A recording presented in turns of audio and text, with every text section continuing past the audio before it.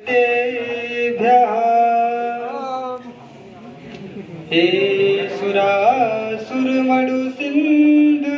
वन्दितं धूर्गायिकं मलं पडमामि वट्टमाडं तित्थं धम्मस्य कातारं नमो अरिहन्ताडं नमो सिद्धाडं नमो एरियाडं नमो झायाडं नमो लोये सव्यसाहूडं।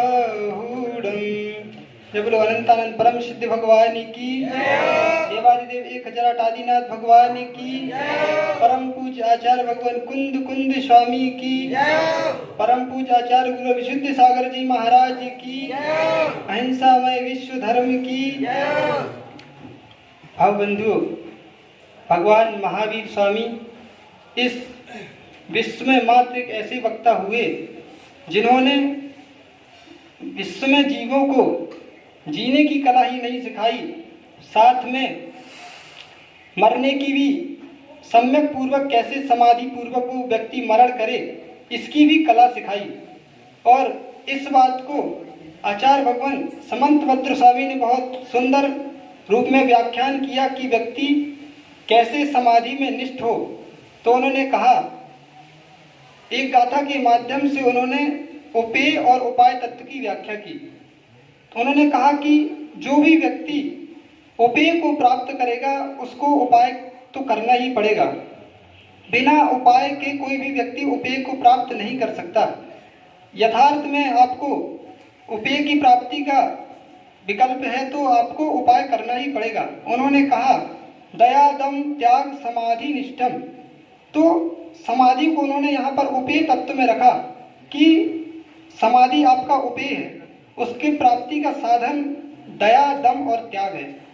जब तक आपके अंदर दया नहीं होगी तब तक आप समाधि को प्राप्त कैसे करोगे। पूर्वाचार्यों ने दया को सम्यक दर्शन के एक लक्षण में रखा, प्रसम संवेग आस्तिक अनुकंपा। जो यहाँ अनुकंपा भाव है वही दया है। और यथार्थ में यदि आप दया करना चाहते हो तो आपको सादृश अस्तित्व को देखना पड़ेगा, क्योंकि जब तक आपकी दृष्टि सादृश अस्तित्व पर नहीं होगी, सादृश अस्तित्व का मतलब है कि आपको जैसे आप हो ऐसी जगत का प्रत्येक जीव है। आपके अंदर दर्शन ज्ञान स्वभाव है तो प्रत्येक जीव के अंदर भी ज्ञान दर्शन स्वभाव है। तो जब आपको प्रत्येक जीव अपनी जैसा दिखेगा तो आपको उसके प्रति कोई भी विकार भाव नहीं आ सकता, ना ही कुभाव आएगा।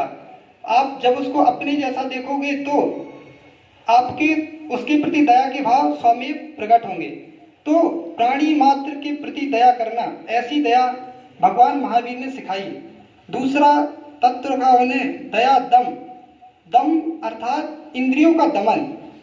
इंद्रियों के दमन के बिना कोई भी व्यक्ति समाधि को प्राप्त नहीं कर सकता। यथार्थ समाधि में निष्ठ होने का साधन इंद्रियों का दमन ही है, क्योंकि आचार्यों ने कहा कि अंतिम समय में अपन को कोई बाहरी सामग्री, बाहर की वस्तु कष्ट नहीं देती। अपनी इंद्रियां ही जो अपन ने जीवन भर उसके गुलाम बने रहे, अंत समय यदि अपन उनको कंट्रोल नहीं कर पाए तो वो ही अपने लिए दुख का कारण बन जाती हैं। इसलिए यदि अपन समाधि करने की भावना रखते हैं तो इंद्रियों के दमन का प्रारंभ अपन को आज से ही करना पड़ेगा। क्योंकि आचार्य जी ने एक बार कहा था कि जैसे एक राजा का पुत्र था और वो आयुधशाला में युद्ध का मतलब सीखने के लिए जाता था, अस्त्र शस्त्र की विद्या, तो उसका पिता हमेशा उसको मना कर देता था। ऐसे ही धीरे धीरे वो बड़ा हो गया और एक समय उसके राज्य में पड़ोसी शत्रु ने आक्रमण कर दिया। तब पिता अपने पुत्र से कहता है कि जाओ बेटा, शत्रु पर विजय प्राप्त करके आओ। पर अब पुत्र कहता है कि पिताजी, जब मैं सीखने जाता था तब आपने मुझे अस्त्र शस्त्र की विद्या सीखने ही नहीं दी, तो जब उस समय मैं सीख नहीं पाया तो अब शत्रु से कैसे लड़ूंगा, क्योंकि यदि सीखा होता तो आज वो मेरे काम आता, पर उस समय आपने मुझे सीखने नहीं दिया, तो अब आप कैसे लड़ सकते हैं।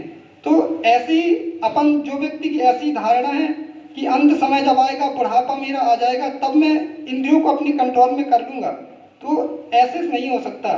प्रारंभ अपन को आज से ही त्याग की करना पड़ेगा, तब अंतिम समय अपन उस भावना में लीन हो पाएंगे। तीसरा उपाय आचार्य भगवान ने त्याग को कहा। तो वास्तविक त्याग दो रूप में होता है, एक छूटना, एक छोड़ना, दो चीज है। सच्चा त्याग है जो व्यक्ति छोड़ता है अपनी इच्छा से, वो वास्तविक त्याग है। छूट जाने में तो दुख है। जैसे आपके पास 500 का नोट है और आप अपनी इच्छा से गदगद भाव से मंदिर गए और जिनालय में अपने गोलक में 500 रुपए डाल दिए, तो कोई भी व्यक्ति को कष्ट नहीं हो सकता। वो 500 रुपए उसने क्योंकि अपनी इच्छा से मंदिर में डाला है, इसलिए उसको दुख तो हो ही नहीं सकता, और ऊपर से अंदर से गदगद भाव आएगा कि मैंने आज जो नरक का कारण परिग्रह मेरे पास था उसका मैंने आज त्याग किया, तो उसके अंदर गदगद भाव आता है। पर एक होता है, एक व्यक्ति मंदिर जा रहा है और उसके पर्स से 500 का नोट गिर गया, तो जब वो भगवान के दर्शन करने गया और उसका हाथ पर्स पर गया और उसको 500 का नोट नहीं मिला, तो उसके भगवान के दर्शन करने में भी मन नहीं लगेगा। क्यों? क्योंकि जो 500 रुपए का नोट था वो उसने छोड़ा नहीं है अपनी इच्छा से, वो छूट गया है। तो वो त्याग तो दोनों माध्यम से हुआ है। 500 रुपए जिसने मंदिर की गोलक में डाले उसने भी छोड़े, और जिसका गिर गया उसके भी छूटे। पर जिसने अपनी इच्छा से मंदिर में डाला था उसको गदगद भाव आए, और जिसका 500 का नोट गिर गया उसके तो दुख का प्रारंभ हो गया।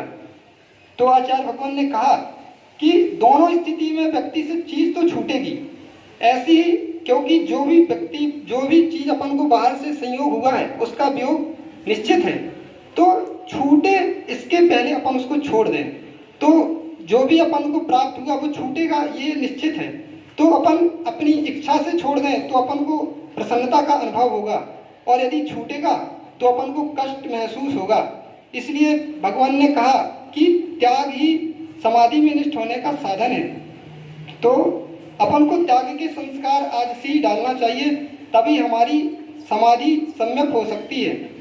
और जब तक समाधि नहीं होगी तब तक व्यक्ति सिद्धि को प्राप्त नहीं कर सकता, क्योंकि सम्यक समाधि समता ही सिद्धि का मुख्य उपाय है। इसलिए हमें निरंतर पुरुषार्थ करना चाहिए कि जो ये तीन उपाय दया, दम और त्याग हैं, इनको करते हुए हम अपने जीवन का अंतिम लक्ष्य समाधि को प्राप्त करें।